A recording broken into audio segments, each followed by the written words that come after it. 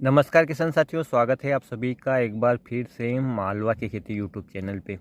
किसान साथियों, सामान्यतः लहसुन की निचली पत्तियों में पीलापन देखा जाता है और किसान साथी घबरा जाते हैं कि मेरी लहसुन की फसल है वो पीली पड़ रही हैं, मैं क्या उपाय करूं।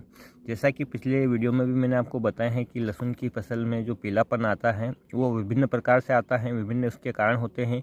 कभी ऊपर की पत्तियों में पीलापन है, कभी नीचे की पत्तियों में पीलापन है, कभी जो ये टिप इस प्रकार से पीली पड़कर सूखती हैं, कभी ये टिप है जो बैंगनी पड़कर सूखती है।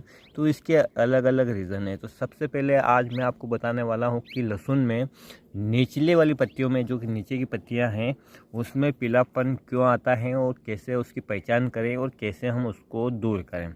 तो किसान साथियों, पूरी जानकारी के लिए वीडियो को आप लास्ट तक ज़रूर देखिएगा।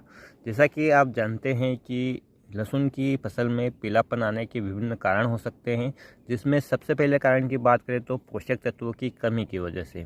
क्योंकि किसान साथियों, हमारी फसल को 16 से 17 प्रकार के पोषक तत्वों की आवश्यकता होती है, जिनमें से कुछ पोषक तत्व प्रकृति द्वारा प्रदत्त हैं, कुछ पोषक तत्वों की पूर्ति हम खाद और फर्टिलाइज़र के द्वारा करते हैं।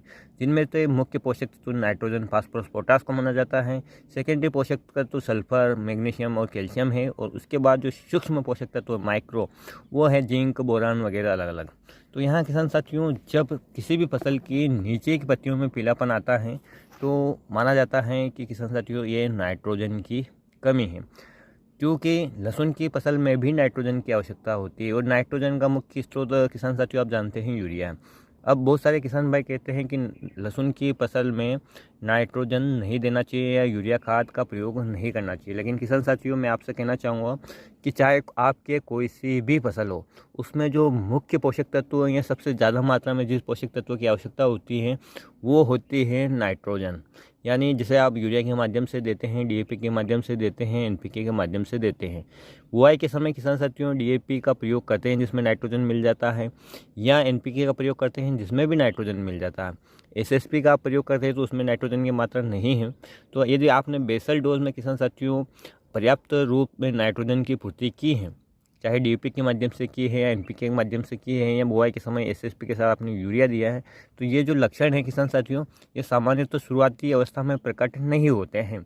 लेकिन जब आपने डीएपी की या एनपीके की या यूरिया की शुरुआत में प्रयोग नहीं किया है, तो शुरुआती 1 महीने के समय में किसान साथियों आपको निचले की पत्तियों में पीलापन दिखता ही दिखता है नाइट्रोजन की कमी के कारण।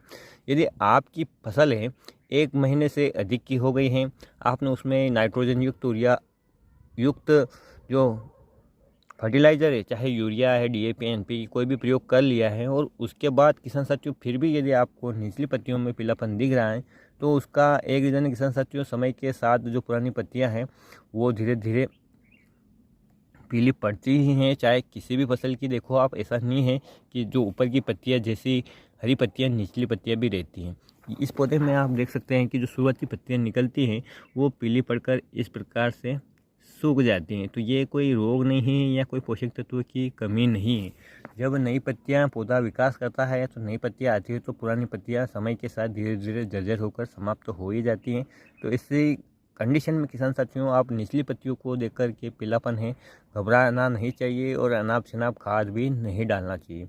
आपको ये देखना है कि 2 पत्तियों से ऊपर की पत्तियों में यदि पीलापन ऊपर आता जा रहा है, तब उसमें किसान साथियों या तो फंगस लग सकता है या किसी विशेष पोषक तत्व की कमी हो सकती है, जिसकी वजह से आपकी जो फसल की पत्तियों में है क्लोरोफिल कम हो गया है। सामान्यतः क्लोरोफिल यानी हरापन किस कारण से कम होता है, तो पहला मैंने आपको बताया नाइट्रोजन की कमी की वजह से भी कम हो जाता है। दूसरा है सल्फर की भी कमी से आपको फसल में पीलापन दिखता है। सल्फर की कमी आपको ऊपरी की पत्तियों में किसी भी फसल की देखो तो उसमें पीलापन दिखाई देता है। साथ ही किसान साथियों पोटास की भी कमी रहती है अत्यधिक मात्रा में, तब भी आपको पीलापन देखने को मिलता है। जैसा कि फिर मैंने आपको बताया कि यदि ये टिप बैंगनी होकर सूख रही है तो इसमें किसान साथियों फास्फोरस की कमी दिखाई देती है। लेकिन आपने पर्याप्त मात्रा में यदि खाद का प्रयोग किया है, चाहे एसएसपी किया, डीएपी के दिया, उसके माध्यम से फास्फोरस की पूर्ति की है और आपके खेत में भी पर्याप्त मात्रा में फास्फोरस पड़ा है, लेकिन वो फसल को मिल नहीं पा रहा है क्योंकि अत्यधिक ठंड जब गिरती है तो किसान साथियों फास्फोरस भी पौधों को अवेलेबल नहीं हो पाता है, जिस कारण से भी यहाँ पर जो ये टिप है ये बैंगनी पड़कर सूखने लगती हैं। तो ये भी एक प्रकार का किसान साथियों ऐसा विकार है जो आप दूर नहीं कर सकते, क्योंकि फास्फोरस की पूर्ति तो आपने खेत में कर दी है, लेकिन उसको घुलनशील अवस्था में लाने के लिए या पौधों को उपलब्ध करवाने के लिए जो मौसम है वो बिल्कुल सही होना चाहिए। हाँ, यदि समस्या ज़्यादा है कि इस प्रकार से जो बैंगनी पर के पत्तियाँ सूख रही हैं, तो किसान साथियों आप वाटर सोल्यूबल फास्फोरस का भी प्रयोग कर सकते हैं, जो 05234 में आता है, क्योंकि वो घुलनशील अवस्था में रहता है और पौधों को पत्तियों द्वारा मिल जाता है, जिस कारण से ये जो बैंगनी कलर की जो पत्तियाँ होती हैं इस प्रकार से, जिससे कि बैंगनीपन उससे दूर हो जाता है, फास्फोरस की पूर्ति हो जाती है। तो या आप फास्फोरस घोलक बैक्टीरिया जो पीएसबी कल्चर जो बाज़ार में मिलता है उसका भी प्रयोग आप कर सकते हैं। इस प्रकार से अत्यधिक पानी भी यदि किसान साथियों देते हैं, जब ज़मीन में दरारें नहीं चलती हैं तो जो जड़ें हैं उसको ऑक्सीजन नहीं मिल पाती, परिणाम स्वरूप फसल पोषक तत्वों को ही नहीं उठा पाती। खेत में पर्याप्त मात्रा में आपके पोषक तत्व पड़े हैं और किसान साथियों जब फसल उसे उठा ही नहीं पा रही है तो उसका पोषण ही नहीं ले पा रही, तो भी आपको फसल में पीलापन दिखेगा। जैसे एक उदाहरण द्वारा मैं आपको समझाऊं कि एक छोटा बच्चा है, उसको वो खाना हाथ से नहीं खा सकता, जब तक उसके हाथ में या मुंह में नहीं दोगे तब तक किसान साथियों उसका पेट है वो नहीं भरेगा। तो ऐसी कंडीशन हमारी फसल की हो जाती है कि पोषक तत्व हमारी फसल खेत में पड़े होते हुए भी उठा नहीं पाती किसी कारणवश, तो भी हमारी फसल में हमें पीलापन है वो देखने को मिल सकता है। ठीक इसी प्रकार से यदि जड़ में कोई फंगस लगा है या पत्तियों पर कोई फंगस लगा है तो भी लहसुन की फसल में है वो पीलापन देखा जाता है।